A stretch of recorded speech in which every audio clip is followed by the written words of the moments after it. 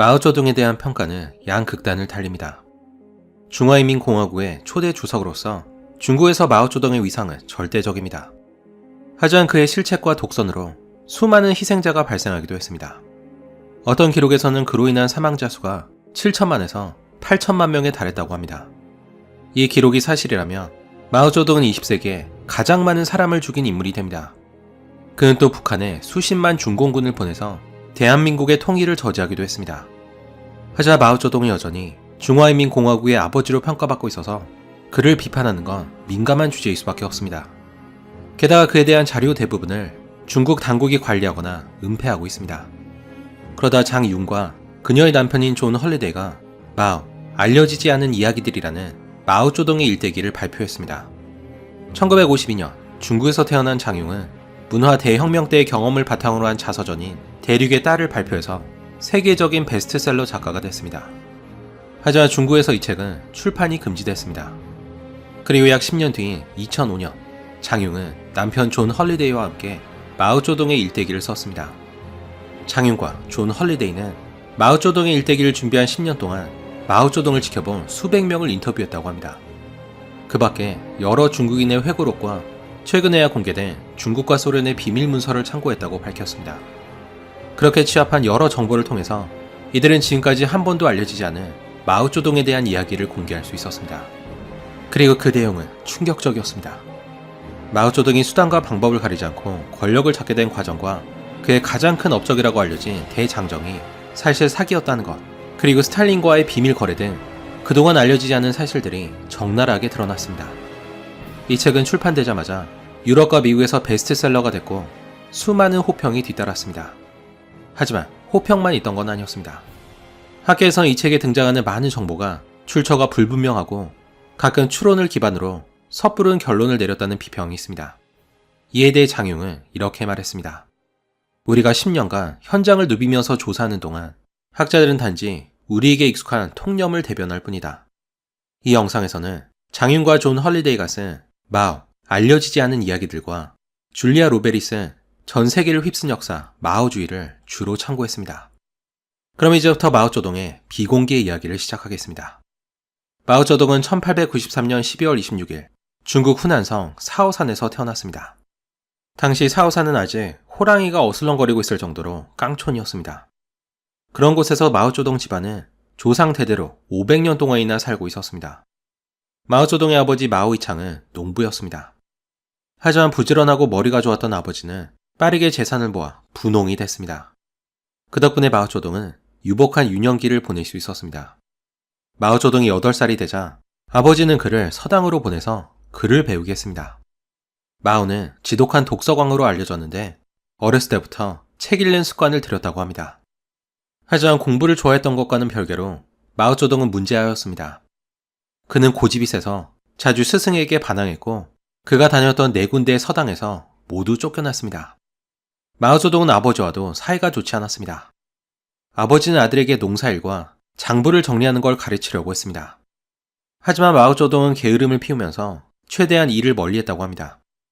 아버지는 매를 들면서까지 아들을 엄하게 키우려고 했습니다. 하지만 마오쩌둥은 그런 아버지를 이해하지 못하고 원망했습니다. 그런데 마오가 다른 아이들과 다른 점은 아버지에 대한 증오심이 평생을 갔다는 겁니다. 1968년 대규모 숙청과 고문이 있었을 때 마오쩌둥은 아버지가 아직 살아있었으면 그도 함께 고문했을 거라고 말했다고 합니다. 한번 아버지가 손님들 앞에서 마오가 게으르고 쓸모없는 놈이라면서 흉본 적이 있었습니다. 그러자 마오는 아버지에게 욕을 퍼붓고는 연못가로 도망쳤습니다. 아버지가 뒤따라오자 그는 더 가까이 오며 연못에 뛰어들겠다고 협박했습니다. 아들이 걱정된 아버지는 물러날 수밖에 없었습니다. 훗날 마오는 이 일을 회상하면서 이렇게 말했습니다. 우리 아버지 같은 노인들은 아들을 잃는 걸 겁내지. 나는 그 약점을 이용해 승리한 거야. 하지만 그는 어머니와는 좋은 관계를 유지했습니다. 어머니는 성품이 온화해서 한 번도 그를 혼낸 적이 없었다고 합니다. 그래서 어린 마오쩌둥은 그 누구보다 어머니를 따랐습니다. 1908년 14살이었던 마오쩌둥은 아버지의 강요로 첫 번째 결혼을 하게 됩니다.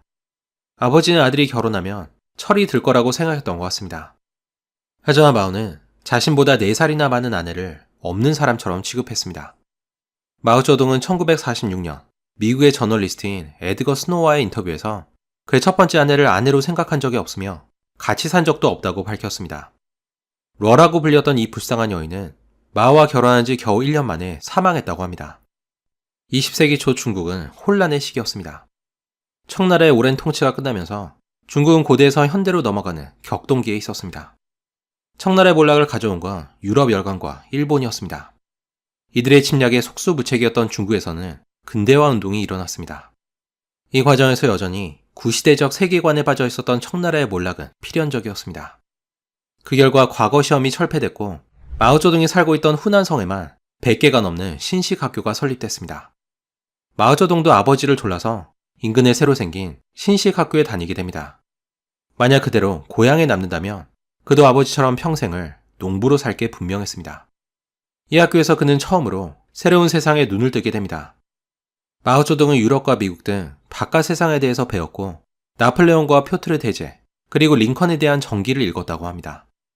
그리고 얼마 뒤인 1911년 그는 후난성의 성도인 창사시로 전학을 갔습니다.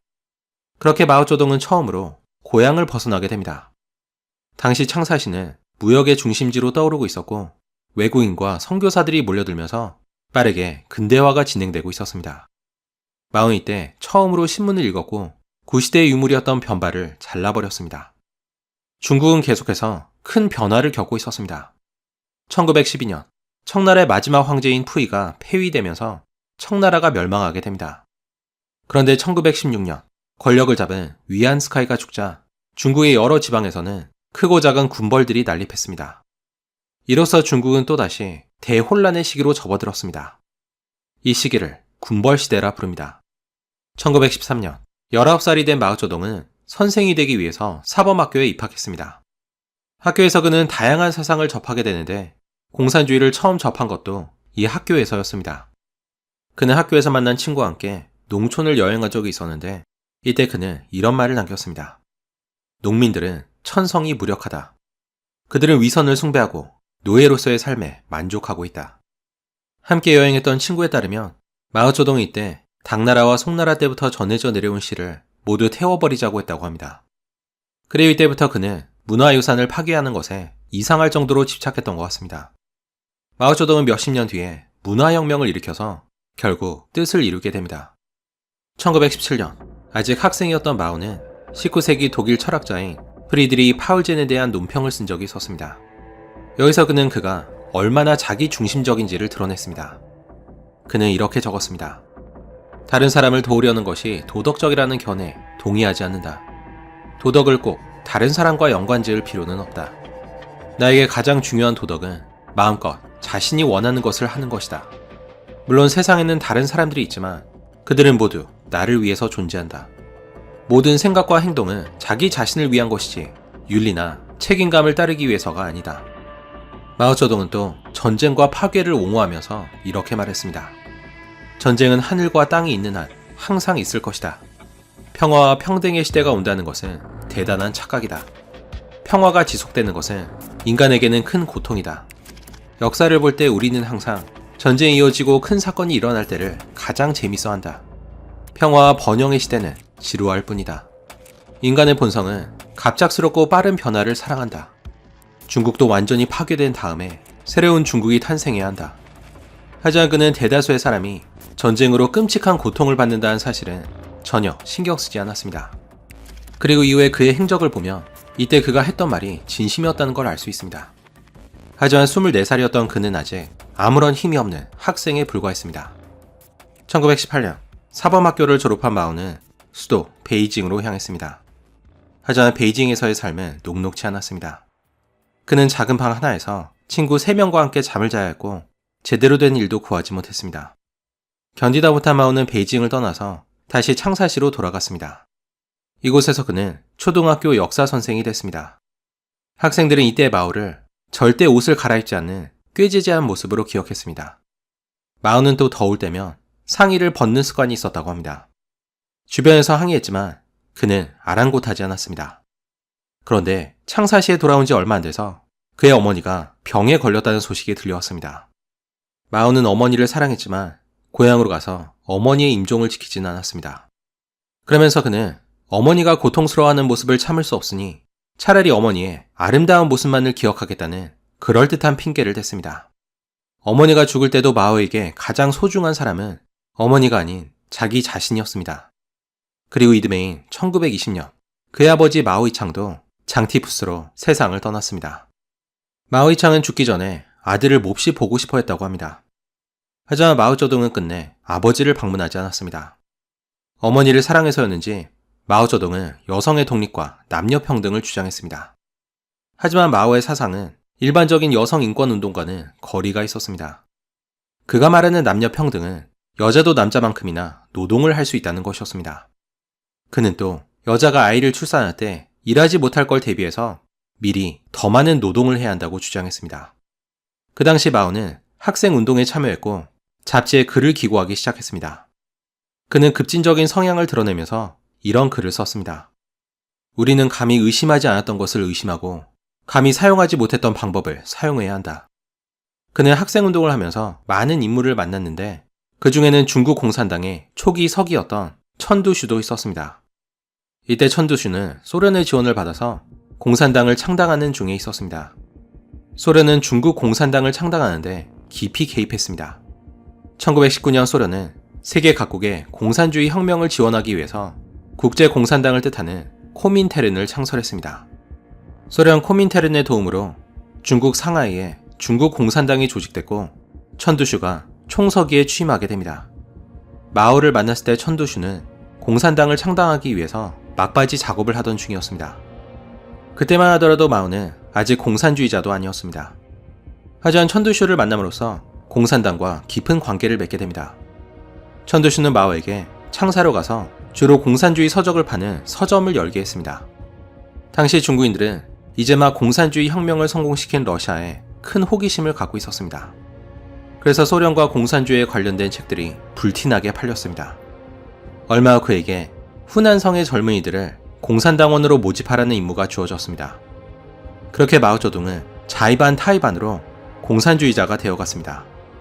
마오에게는 프랑스에 유학 중이던 샤오유라는 친구가 있었습니다. 샤오유는 공산주의에 반대하면서 이런 편지를 보냈습니다.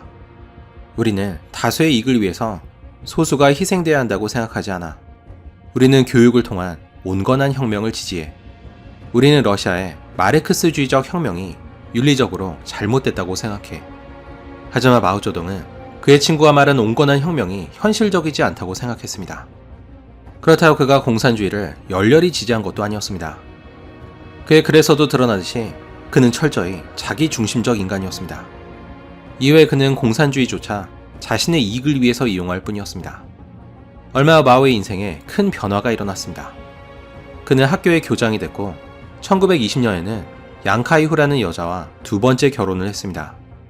이때 그의 나이 27이었습니다. 양카이후는 마오쩌둥의 스승이었던 양창지의 딸로 당시로서는 드물게 신식교육을 받은 여성이었습니다. 양카이후는 마오쩌둥을 진심으로 사랑했던 것 같습니다.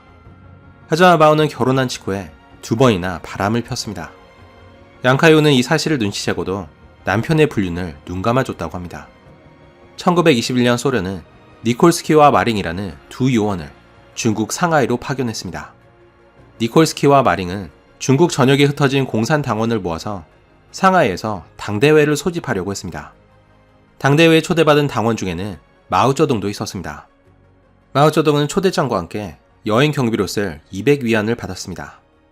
200위안은 당시 기준으로 약 2년치의 연봉에 맞먹는 엄청난 금액이었습니다. 물론 이 돈은 러시아로부터 온 것이었습니다. 그렇게 중국 공산당의 첫 번째 당 대회가 상하이에서 열렸습니다. 하지만 당 대회는 회의라기보다는 소련의 두 요원이 일방적으로 지령을 전달하는 자리였습니다. 실제로 소련은 중국 공산당을 코민테른의 한 분파로 여길 뿐이었습니다. 이에 대해 많은 항의가 있었지만 소련이 돈줄을 쥐고 있던 상황이어서 결정권은 결국 소련에 있었습니다. 총석이었던 천두슈도 이를 걱정하면서 이렇게 말했습니다.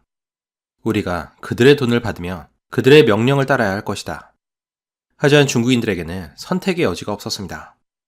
중국 공산당이 조직되던 1921년 10월에서 1922년 6월까지 총 17,655위안이 쓰였는데 그 중에서 94%가 러시아에서 왔습니다. 하지만 천두시와는 다르게 마오쩌둥은 러시아 돈을 받는 것에 아무런 거리낌이 없었습니다. 그때까지 마오는 학교의 교장으로 일하면서 간간히 잡지에 글을 기고하기도 했습니다. 하지만 그 정도로는 겨우 입에 풀칠할 뿐이었습니다. 그래서 그는 한때 돈을 벌기 위해서 기술을 배우려고 했다고 합니다. 그런데 마오가 후난성의 당 대표로 임명되자 소련은 그에게 매달 170위안을 지급했습니다. 그 덕분에 그의 삶은 180도 달라졌습니다. 그는 단번에 학교를 그만뒀고 하인이 딸린 대저택으로 이사했습니다. 하지만 당 대표로서 마오쩌둥은 큰 성과를 보이지는 못했습니다. 그의 가장 큰 임무는 그 지역에 당원을 모집하는 것이었습니다. 하지만 마오는 전혀 열의가 없어서 처음 얼마 가는 그의 친구와 서점 직원, 그리고 그의 가족이 유일한 당원이었습니다. 마오의 또 다른 임무는 노동조합을 조직하는 것이었습니다. 하지만 그는 노동자를 도울 생각이 전혀 없었습니다. 1921년 12월, 마오는 딱 한 번 광부들의 요청으로 광산을 방문한 적이 있었습니다. 하지만 며칠 동안 그곳에 머물더니 딴 사람에게 일을 맡기고는 바로 떠나버렸습니다. 그리고 상하이의 공산당 본부에는 광부들에게 완전히 질려버렸다고 보고했습니다.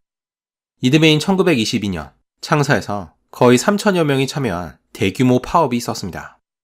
그러자 창사시의 관리는 주모자 2명을 체포해서 처형했습니다. 이후에 누군가가 관리에게 왜 그때 마오쩌둥을 체포하지 않았는지를 묻자 당시에는 마오가 큰 위협이 아니었다고 대답했다고 합니다. 마오쩌둥의 무능력이 오히려 그를 살린 것이었습니다. 하지만 마오가 일부러 눈에 띄지 않기 위해서 최대한 행동을 자제한 거라는 말도 있습니다.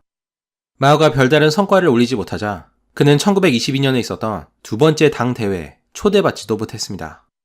그리고 이 사건은 그가 정신 차리는 계기가 됐습니다.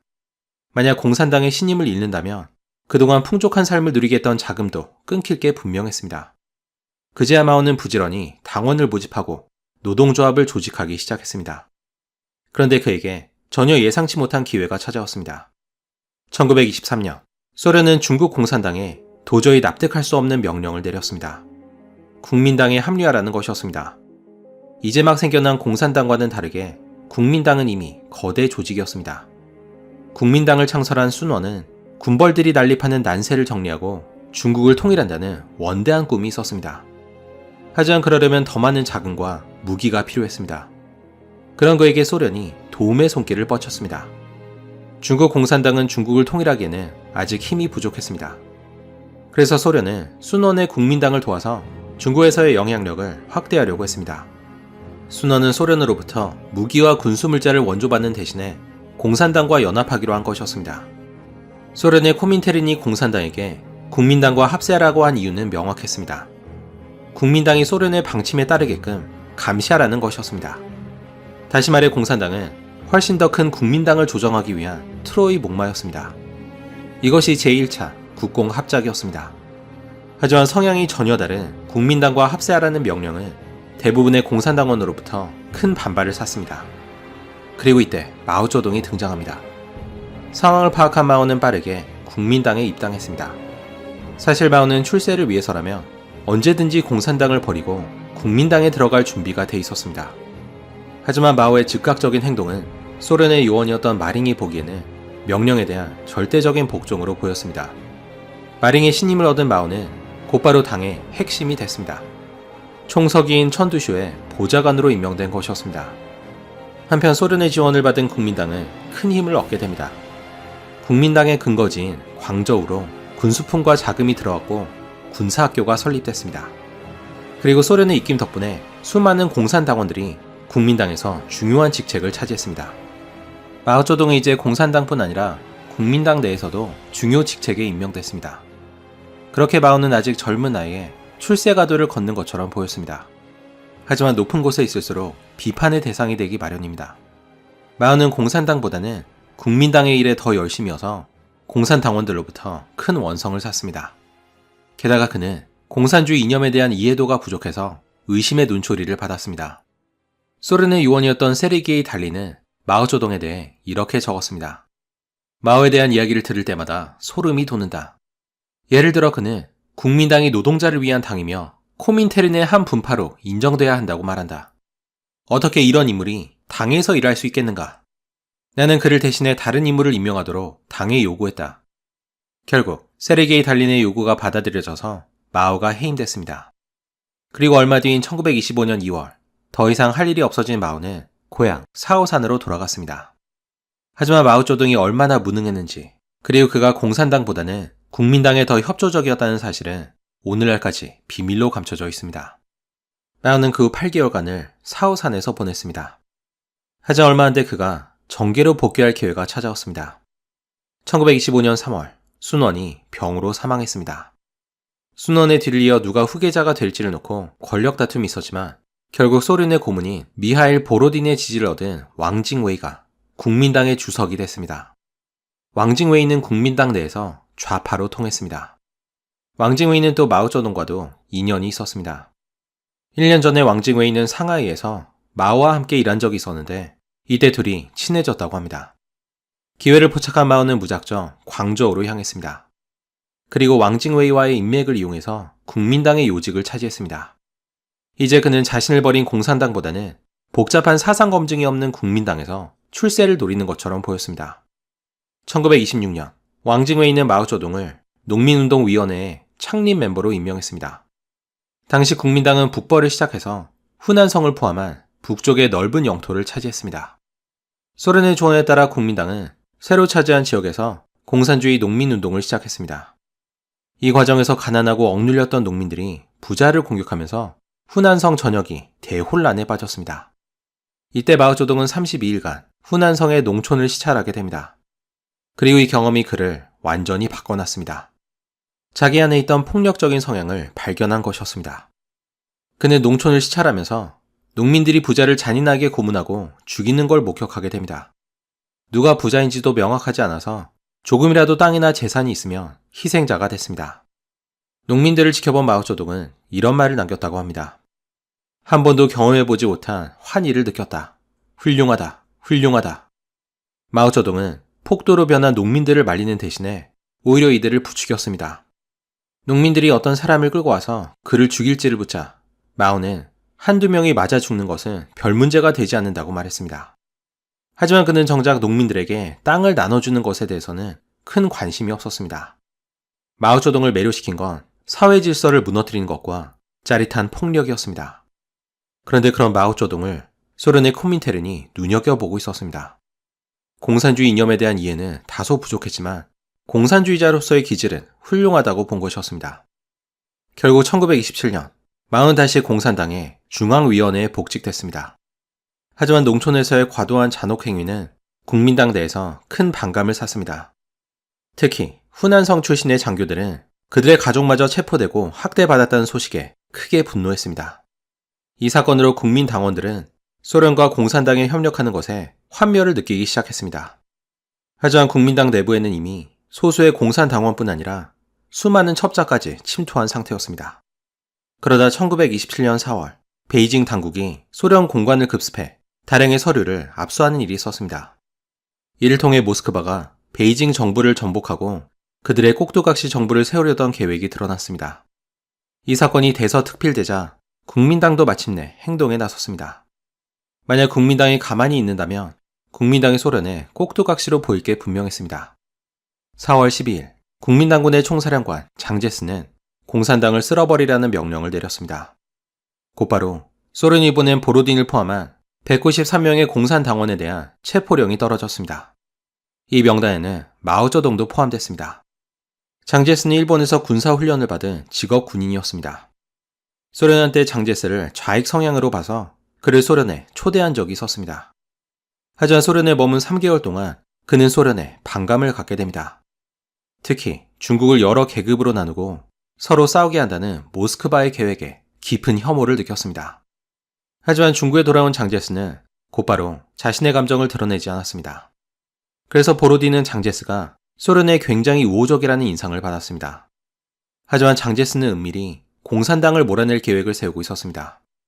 그러다 베이징에서 소련의 문건이 공개되자 장제스가 마침내 행동에 나선 것이었습니다. 그는 상하이의 공산당 본부를 급습해서 300명을 죽였습니다. 하지만 대부분의 공산당 지도부는 피해를 입지 않았다고 합니다. 이후에 상하이의 공산당 본부는 숨어서 비밀리에 활동하게 됩니다. 장제스가 행동에 나서자 우한에 있던 왕징웨이는 공산당과의 관계를 끊고 장제스에게 항복했습니다. 그리고 이때부터 장제스가 국민당의 우두머리가 됐습니다. 공산당 숙청이 한창이던 이때 마오쩌둥은 우한에 있었습니다. 그는 공산당과 국민당 중에서 어디를 선택할지를 놓고 갈림길에 섰습니다. 마오는 이번에도 왕징웨이와의 인맥을 이용해서 위기에서 벗어내려고 했습니다. 하지만 농민운동에서의 잔혹 행위가 그의 발목을 잡았습니다. 왕징웨이는 후난성에서 일어난 잔악행위의 책임을 마오쩌둥과 공산당원들에게 모두 덮어씌웠습니다. 게다가 마오쩌둥은 이미 수배자 명단에 올라 있어서 이제 마오는 도망가는 것 외에는 선택의 여지가 없었습니다. 이 사건으로 그의 말까지 수만 명의 공산주의자들이 학살됐다고 합니다. 장제스가 공산당과 결별하던 무렵 스탈린이 소련의 1인자로 올라서게 됩니다. 소련의 원래 계획은 공산당이 국민당 내부로 침투해서 국민당을 전복하는 것이었습니다. 하지만 국민당이 공산당을 몰아내자 모스크바의 계획이 틀어졌습니다. 이제 스탈린은 중국 공산당에 군대를 조직하라는 새로운 명령을 내렸습니다. 그러면서 공산당 부대를 남해안으로 이동시켜서 소련에서 수송된 무기를 공급받으라고 지시했습니다. 모스크바의 또 다른 지시는 후난성과 인접한 3개의 성에서 농민 봉기를 일으켜 권력을 장악하라는 것이었습니다. 당시 공산당이 동원할 수 있는 가장 큰 부대는 장시성 난창에 있는 약 2만의 부대였습니다. 이 부대는 공산당이 반란을 일으켜서 국민당군에서 끌고 나온 부대였습니다. 반란을 주도한 인물은 저우언라이였습니다. 저우언라이는 부대를 이끌고 남쪽의 해안 도시인 산터우로 향했습니다. 그러는 사이에 마오쩌둥은 자신만의 계획을 세웠습니다. 마오쩌둥은 공산당에 속했지만 아직 그의 능력을 의심받고 있었습니다. 게다가 불과 얼마 전만 하더라도 당의 주요 직책에서 해임된 적도 있었습니다. 마오쩌둥이 자신의 입지를 공고해야 할 가장 좋은 방법은 군을 지휘하는 것이었습니다. 군대만 있으면 아무도 함부로 할 수 없었고 독단으로 행동할 수도 있었습니다. 그래서 마오는 저우언라이의 부대를 낚아챌 계획을 세웠습니다. 마오는 먼저 공산당 지도부에 후난성 남부에서 농민 봉기를 일으키겠다고 보고했습니다. 그러면서 그는 저우언라이의 부대가 해안으로 가는 길에 자기를 도우러 오게 해달라고 요청했습니다. 마오의 꿍꿍이를 몰랐던 공산당 본부는 이 계획을 승인했습니다. 하지만 저우언라이의 반란군은 너무 지쳐있어서 후난성으로 방향을 틀려고 하지 않았습니다. 그러자 마오는 농민 봉기를 일으키는 대신에 창사시를 공격하겠다고 보고했습니다. 마오쩌둥의 계획은 적중했습니다. 창사시 주변에는 수천 명의 공산당 부대가 주둔하고 있었는데 이 부대의 지휘를 마오쩌둥이 맡게 된 것이었습니다. 이 소식을 듣고 마오쩌둥은 뛸 듯이 기뻐했다고 합니다. 하지만 마오의 진짜 목적은 창사시를 차지하는 것이 아니라 군대를 유기하는 것이었습니다. 9월 11일 부대가 창사시를 공격했을 때 마오쩌둥은 부대와 함께하지 않고 창사에서 동쪽으로 100km 떨어진 원자스에 있었습니다. 그리고 군대가 창사에서 심각한 패배를 당하자 마오는 그들에게 진군을 포기하고 자기가 있는 곳에 오라고 명령했습니다. 그렇게 마오는 군을 차지하게 됩니다. 마오는 약 1500명의 부대원을 이끌고 남쪽의 진강산으로 향했습니다. 그곳은 도로가 없어서 진입이 어려웠고 당국의 통제에 벗어나 있어서 마오가 기지를 건설하기에는 최적의 장소였습니다. 하지만 진강산으로 가는 길은 험난했습니다. 병사들은 지쳐 있었고 도망치는 이들도 많았습니다. 그래서 이들이 진강산에 도착했을 때 마오쩌둥 휘하에 남은 병력은 단 600명에 불과했습니다. 이때 그의 나이 34이었습니다.